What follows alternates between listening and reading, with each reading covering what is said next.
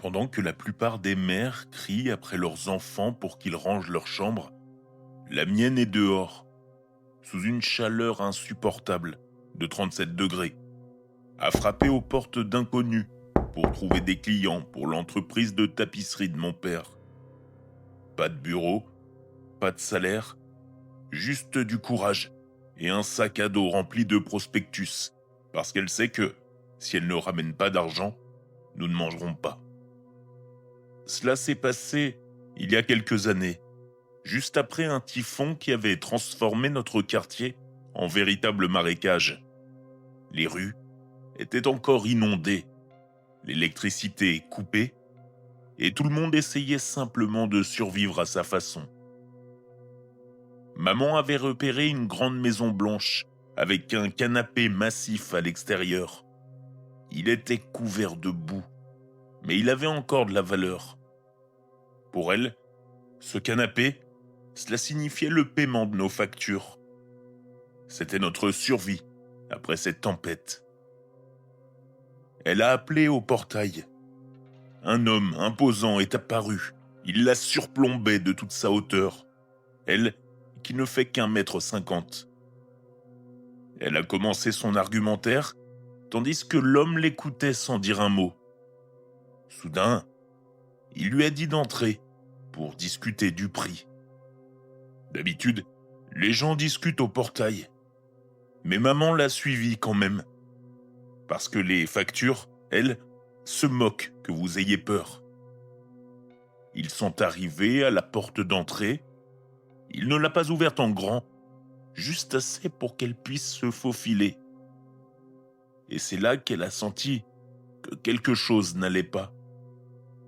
À travers l'interstice des charnières de la porte, elle a aperçu un second individu, accroupi, derrière le battant, tel un prédateur.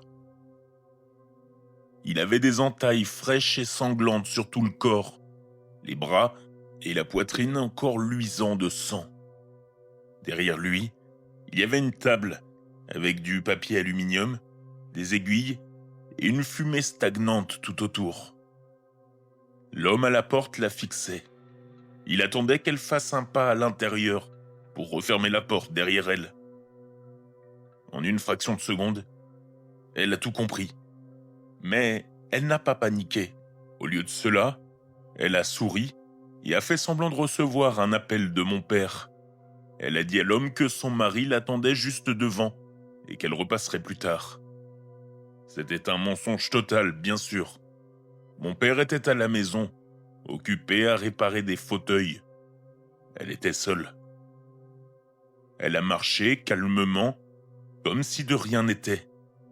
Mais dès qu'elle a atteint le bout de la rue, là où l'homme ne pouvait plus la voir, elle a sprinté jusqu'à ce que ses poumons soient sur le point d'exploser.